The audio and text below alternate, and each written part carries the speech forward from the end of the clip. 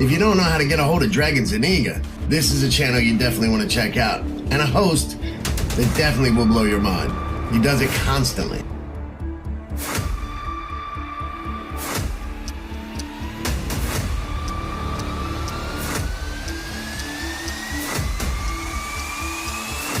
Y'all ready? How's everybody doing today? Well, you asked for it, you got it. Here's Boogeyman number 10. Enjoy. Peace. This is an oldie, but a classic at heart. This was one of the very first examples of space lens stealth technology that the powers that be would allow us poor little sheeple here to see. Let's say we're about 50 years behind the secret space program technology, but no. I'd easily put us at 100 years behind. This in stealth, weapons, energy, power, storage, propulsion, and most definitely speed. We are far behind those bastards. And I'd put the program and the shadow government at 1,000 years, if not light years ahead of us in pure knowledge base. These bastards have kept us in the dark long enough. These quantum light space lenses, they claim to use quantum light to bend the visual spectrum around a subject, controlling what the viewer can see behind the veil. These lenses, they operate best in near, X-ray, infrared, heat signature, thermal, and forward-looking infrared, better known as FLIR. No matter how you're attempting to spot a vehicle, a structure, an entity, a base, militarized personnel, or an object, the person, the place, or the thing is a ghost to radar, sonar, and everything in between. Simply put and jammed into a nutshell, it's a curved lens hit with a DED, which is a dark emitting diode. It illuminates the lens and the subject behind with a light outside of our visual spectrum. It controls what onlookers can see by diverting their gaze to behind the lens and the subject, far behind. I can't stress that one enough. A subject using the lens as cover has the advantage. It's a modern day invisibility cloak like we've seen many times in our dreams and other places like Harry Potter. This is the best version of the invisibility cloak the powers that be could cook up at that time. But now, things are different. They've made huge leaps and bounds, and they've lost the curved lens altogether. And they're just now illuminating the subjects with a straight DED light and taking them up and away and out of your visual spectrum, kid. Well, with just a flick of a switch, now you've lost that chance to winning the offensive altogether. Let's hope your defense is as strong as what we're seeing here, or you're toast, my good man. Now, let me teach you a little something. This right here, this is Boogie, and this is the Boogeyman channel. You're toast, kid. Boogie out. Don't say I didn't warn you. So, the way we're starting this out is we have got a bunch of old NASA experiment videos spliced in with some actual real world application videos of space lenses and I'd say buckyballs, but I'm not sure what a lot of these things are called, but we do see the development of them. Now, these are called xeno lenses. Essentially, all they are is some sort of silicone or oil that does not mix with the waters above. They use these oil-based or silicone-based lenses in order to, let's say, stay buoyant, float around in waters above. Somehow they're being propelled and controlled. No, I don't know how long they use these things, but it's pretty obvious to me or anyone paying attention that these are the space lenses that we've seen, that we've recorded through. There's no doubt in my mind that these things are exactly what we're theorizing they are. Now, as you can see here, clear lettering, Xeno. Now, it's funny how as they bend and as they swirl around, they start to make the word bend. Sometimes, not all the time, but you can see it clear as day. Here it is. The waters above, space lens. Now, we're transitioning right into our first amazing example of what these things are being used for. Now, the modern day example is not probably the technologies we were just looking at, but it's a good example of where the technologies went after they were decommissioned. I mean, this is all speculation, but I think we're pretty safe in assuming, we're looking at a lens flare from one of these space lenses or buckyballs. I mean, honestly, they're probably the same exact thing. I would imagine they're made out of the same exact material. Why not? Both of them can exist in the waters above without being mixed and hold a shape and serve many purposes. As you can see, the sun itself is a byproduct of the space lenses and the buckyball, along with the xeno material. I'm sure that material is still in use. Why would it not be? Why would somebody get rid of something that works perfectly good? Now, this is just a shot of one of the occulter pads in action. As we can see, they have the parabolic mirrors on the occulter pad itself. These things are running rogue, though. I mean, they are somehow being controlled through AI with some sort of propulsion system, and they're doing the damn thing. You know what I'm saying? There is no ifs, ands, or buts about it. They are doing whatever the hell they want to do when and if they are being ordered to. Sometimes I would imagine now they don't need to get their orders anymore from the human, unless the human is trying to override one of their orders to do something else at that particular moment. Now, to break up their scheduling, I'm sure that doesn't happen much. They probably have more than enough of these things rolling around here that they never have to repurpose or restructure, recall any of these said balls or space lenses in order to serve another purpose. Now, look at that lens flare. It's absolutely amazing. When hit straight on and aligned with the camera itself, we are seeing how ginormous some of these lenses and balls are. Now, of course, it's not this big, but it is of notable size for sure. Now, you don't have to be a tech geek in order to be impressed by what you're looking at right now. And what you're looking at right now is an alignment of all xeno materials and their uses in modern day technologies. Now, this is exactly why we know the powers that be, the shadow government, the secret space programs are far beyond 100 years in the future of our technologies here on the ground. And it always will be. It really, even if they feel bad sooner or later and they, okay, guys, we must admit it. We have been doing all this nasty shit in the background without your knowledge, but with all of your hard-earned tax money that we've been collecting and siphoning through the DOD and for the DOD, well, let's let you in on a secret, guys. We just happen to be over 100 years in advance. So we're going to catch you up a little bit. Here's some duct tape, 2.0. Yeah, I don't think so, but that's exactly what they'll try to throw us. A bunch of scraps and bones, try to make up for what they've done, left us in the dust. Oh, and the whole free power thing. I know we've been charging you guys $200 to $400 for average size family for electricity, but we did give you the solar power. I mean, wasn't that good enough? No, fuckwad, because we had to pay the taxes on it at the end of the year, which definitely didn't fucking help, and it put it right back to where we were when we were paying electricity. No. And I love the fact that you guys made it mandatory now in California so that every new home that's built has to have your shitty solar systems. And fuck you, Elon Musk, for even being a part of it, because I know you were from the gate. What are the chances that in 1950, Werner von Braun wrote a book about Mars colonization, and the guy that was running the entire thing was named Elon? Seriously? Come on, man.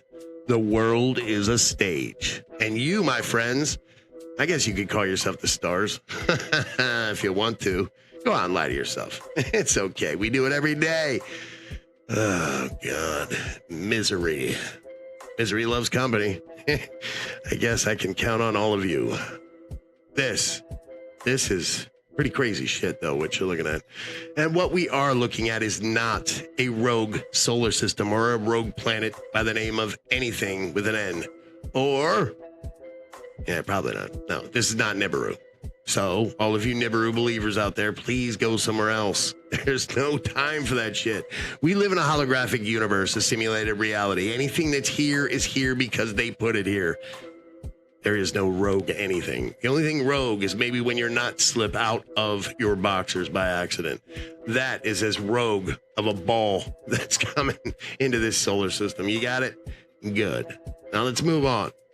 Now, I'm not going to lie to you. I have no idea what makes this shape of that nipple that is always causing a lens flare whenever you see said buckyball as the moon and or the sun. Now, you see it mostly on the sun than you do on the moon, but that lens flare just throws you for a loop. I'm sure it's probably something simple like just the end of the buckyball we're seeing that makes up the sun. Now, this is a really cool lens flare. As it's cruising back, you can see the rotation of said buckyball. You can see it clear as day. It's amazing. Now, I have another clip after this with a lot of clips intertwined with them that should answer any and all questions just from visual data alone. There's not much explanation that needs to be had. Another thing that is beneficial with this design and this material is something called fractal grating. Fractal grating allows for a light to shine through this material, and on the other side, you would get a holographic projection. As we're seeing here and seeing how it works, this is exactly how it works. Now, I know I'm speculating, but I'm speculating from a lot of investigation, a lot of studying, and I would like to call that studying experience. Now, I'm not up there floating around with them, but God damn, sometimes it feels like it. I mean, I'm on this a lot. If you've watched any of my lessons, if you've seen the proofs that I put out for these sort of things, I don't even consider it a question anymore. I'm putting that in the fact pile. I really am. And I feel good about it. If I wouldn't feel good about it, well, I would probably be stuttering and talking nonsense. But maybe I am. I don't know. That's up to you. You decide, my friends. Now, here we are seeing that was the moon. The moon was operating like a buckyball, but the only difference is that we were looking at it with a parabolic mirror, allowing us to see around into the side view, a third-person view of it while it's operating. And when it was doing so, it was holographically projecting stars and other objects out in front of it, around it. That's the magic of the buckyball. The buckyball has a reflective inside, works just like this, like a mirror scope. You hit it with a laser or light, and out comes said projections. Now, one laser, one light source can hit a buckyball and get up to 19 and probably more different projections that act independently. Their twinkle patterns are independent. Everything about them, they all act independently, and it's absolutely amazing to watch. How is it even possible? I guess it all works with refraction and reflection, but God, I would like to think that it's something more than that. Something that just seems so technologically advanced, just works off a simple beam or a simple light source onto a mirrored inside, something that is shaped like a UFO or a disc, what we'd like to call that. Unbelievable, just unbelievable. Well, now we're back to an STS mission, STS-44, as you can see here. Now, in this mission, we are going to see something absolutely important and amazing. It is the experiment of experiments that is 100% directly related with the lesson, with the buckyballs and with the lenses that we are studying right here, right now. You're going to see the beginning stages of these things, the initial experiments that lead into what we're going to look at next. And what we're going to look at next is absolutely amazing. You're going to see these balls, these space lenses, act independently, intelligently, and move with purpose, stripe. It's unbelievable. There's nothing these things can't do. It's nothing they can't fake. They are the number one lies in the skies, and really the ruler of all, the kings of the earth, or at least the skies of earth. Now, it's only fair that I'm clipping out a lot of fat and trimming it all off, so I'm just giving you the meat and potatoes, but I invite you to go and search out STS mission number 44, if you'd like to see the entire thing, or you can join us tonight, 9 p.m. Pacific Standard Time. I'm definitely going to show it tonight in its full length and entirety. We'll break it down. We'll show you it all. And we'll also add a bunch of comedic value to it. It's not going to be a wasted trip. It's not going to be nerdy. It's not going to be quiet. It's not going to be not fully energetic. I promise you that. We're going to have a good time. Now, notice, as these things are spinning around, they are simulating, I guess, the rotation of space, not the rotation of the Earth. I want to be clear on that. And they say it in the audio. Now, they don't give you much audio, but the stuff that they do give you, it's worth listening to because they don't lie. They're not lying when they talk to one another because they're giving each other direct orders and they're telling each other exactly what they're doing and why they're doing it. But at the same time, in reality, they're probably telling us. Now, in the back rollers, you can see that every once in a while, they take on a light, a refraction, a reflection of the Xeno lights and lenses. Now, here is the part I was telling you about, the part we've all been waiting for without actually knowing it. Now, you're going to see one of the newer, much newer examples of these Xeno lenses and the buckyballs being used, holographically projecting lights, twinkling stars, and even cover for themselves. You'll see them use propulsion. You'll see them use AI. You'll see all of these applications being used at one time. Why? Because it's needed. You also see some of the newer implementations that they have added to this technology. Things like cloaking, all right? They actually have obfuscating systems that's all they do, is they ensure that they can obfuscate the big light in the sky, man, our number one, our soul, our sun, our star. And it's to make sure that people are unaware that they are simulating that light source. Now, why would they do such a thing? Because they don't want to scare you. And they also don't want to answer a bunch of fucking questions from people who don't understand how this shit works. I honestly cannot say I blame them. Questions are the worst part, man. I'm just putting it out there. I'm just letting you know. It sucks, especially from people who aren't trying to learn it on their own before they ask the question. Nobody likes shortcuts and people taking them. Now, I know it's nothing personal. You guys are just trying to learn. And I'm not talking about anyone in particular. I'm talking about wives, girlfriends. God damn them. Notice there is something interesting going on behind the sun. Now, I've always wondered on certain days, are they able to have the sun on one side, the moon on the other? Or it's possibly just another sun at a different time zone, a little bit behind. I'm sure that all they need is a space lens put in a particular spot in order to slow it down by an hour, or that would be slowed down. Yes, slowed down by an hour. That's probably why it's just a touch lower than the light source here in this time zone. Now, of course, I've theorized for a long time that there is a sun at least in every time zone, if not every 100 miles or every 100 to 144 miles. Now, the human eye can only see 60 miles. That's something you need to keep in consideration before you call me a retard and throw things at me. If the human eye can only see 60 miles, that means that's a hard fact. That means doesn't matter how big it is, doesn't matter how bright, doesn't matter. Okay? Now, the furthest photo that's ever been taken here in the atmosphere of Earth with a camera was only 240 miles away. Now, that image was of something so big and so big that it really could have been anything, honestly. Well, it was of a mountain. Now, if you've ever taken a photo of a mountain from far away, then you know that it is a very dull gray color with a very, bland texture. I mean, it's hard to tell what the hell mountains are from really far away. Hell, it's hard to tell what's on mountains or what mountains look like from even close. Mountains are not made for taking photos of from outside the mountain itself. I mean, come on, what the hell is that going to show you? Bunch of tree canopy? Maybe. It's not going to show you anything interesting, and that's exactly what this photo looked like. Good luck trying to find it, honestly, because even when I try to search for it, I can't find it. I've only found it like 3 times. I reference it all the time, but I can only find it in order to prove that I found it every once in a while. And honestly, it's one of those things that even when I do find it and I show to people like, here, I wasn't lying, it just looks like shit. It could be anything. It could be Oprah, for God's sake, sunbathing. It is just a very shitty image. And of course, it was taken with the best photo, the best lenses, the best photographer, and for the best record. I mean, he just wanted to be like, hey, I'm in Guinness Book, baby. He's a lot like Boog.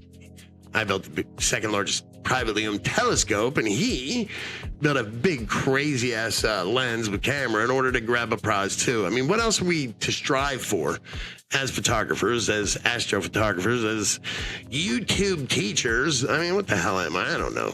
Mom, please help me. I need mommy every once in a while. That's why Beck's here. She's the closest thing. You didn't know my mom was Asian? She's not. But my grandmother is. No, really, she is. My grandfather remarried. That's a story for another time. Song Hee is her name. She's a cool chick. I've only talked to her like once. I don't speak Korean. What do you want me to do? No, not rude. Yes, I'm rude. Anyway, look at this thing, dude. Absolutely amazing. Absolutely amazing. I mean, I can't lie, man. Yes, there are lies in the skies. Yes, we're being lied to. Yes, everything's fake. But damn, every once in a while, when you finally get a glimpse of exactly what they're doing and how they're doing it, tell me you don't want to gawk at this thing. Tell me you don't wish that you could actually see this stuff in your visual spectrum so that you could stand below it and just stare at it straight into the sun until your irises just melt out of your head. God, that sounds like a good Tuesday, honestly. It's beautiful. It's absolutely beautiful, and it's okay to like it. It's okay to give them compliments. You can still hate NASA and still respect their work. I do it all the time. Here in a second, we're going to get a very good look at the obfuscating system, and it always starts out with birds flying in the direct path of what you're looking at. It never fails. Anytime you're looking at something you're not supposed to be looking at or taking a video of, a bird is the first thing that catches your eye. Now, I want to think that's part of the obfuscating system. It's kind of like a big fuck you from the powers that be. We know what you're doing, we know what you're taking photos of, and here's a black crow to cross your path. Yeah, I think that's what they're doing. I really do. I take nothing as coincidence, nothing for granted, and nothing gets by old Eagle Eye. Should I call it Crow Eye? How about Brown Eye? Yeah, it's all shit. So notice the square or rectangle pattern going around the outside of that circle inside. Notice that that is the same structure, the same shape as the first image of the moon ever taken. Now, all of you laughed at me. All of you called me names. You hung signs on my back. Well, there is something in relation to these things. They're all in the shape of a six somehow. They all have sixes on them. And somehow, some way, they all seem to have some sort of rectangle around them. Sometimes it is cockeyed and put at a diamond shape like this one now. But just know, every diamond really is a square. Ooh, that's deep, huh? Notice the space lenses free floating. Weird squares, weird diamonds, weird shapes. Now, some of those are the actual man-made dome, the ones that are below the waters above. And we're looking for a second layer because that would be the one on the waters above the waters above. Remember, there's two man-made domes, one below and one above the waters above. Then out there somewhere is the Creator's Dome, aka, in my opinion, the outside of the ship.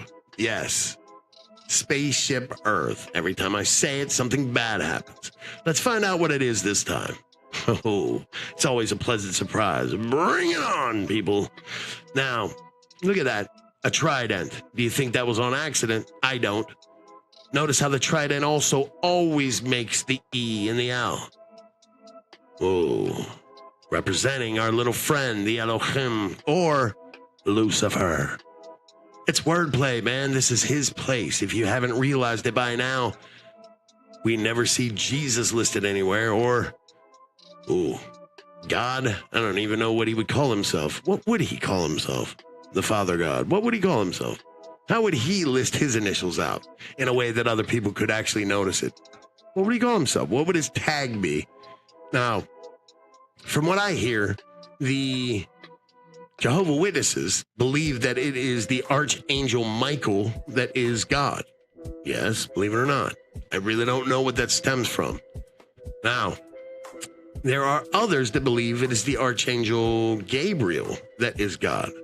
Again, not sure where they come from, but Hey, to each their own, really. I mean, at least they have a name.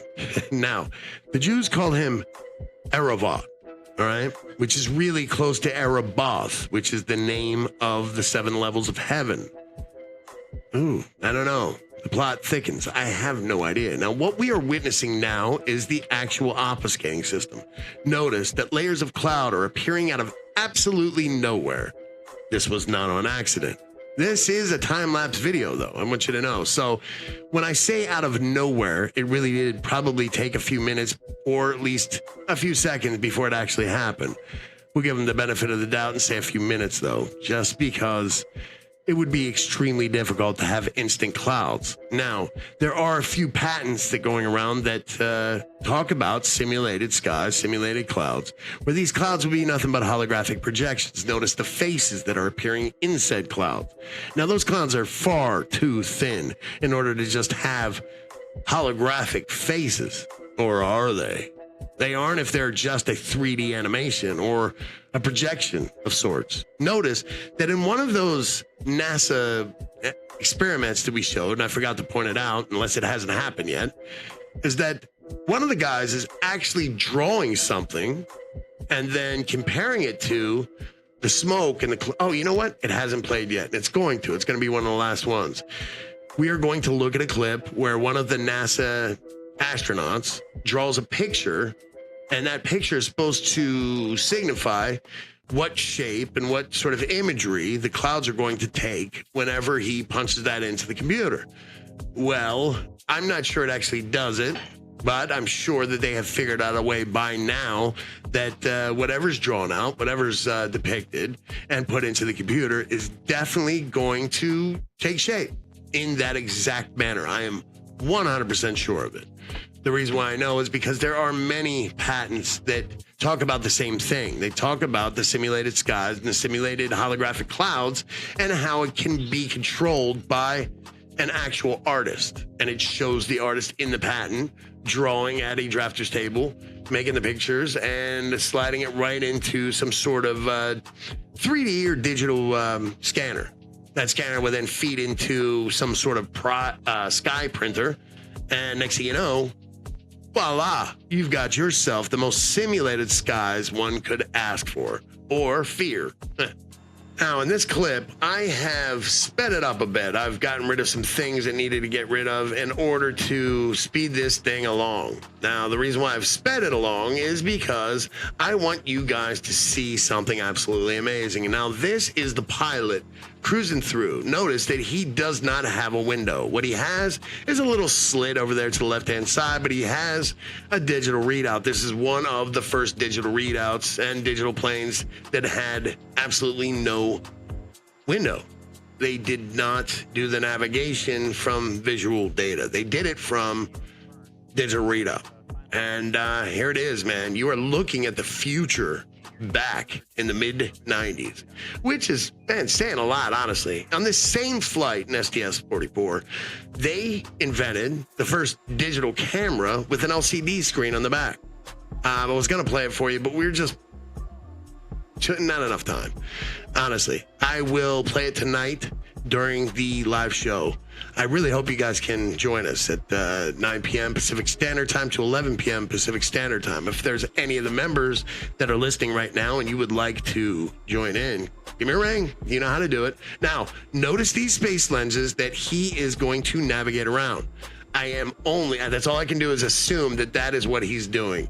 He is practicing looking through these space lenses in order to get around them, go through them, whatever, and make his way also through what you're going to see are a lot of cutouts of what we can only assume is the man-made dome. The man-made domes, you're going to see them in two different patterns. They're either going to be rectangles or the other one, look, there they are. Yeah, it's the man-made dome, and that is what they are trying to navigate through.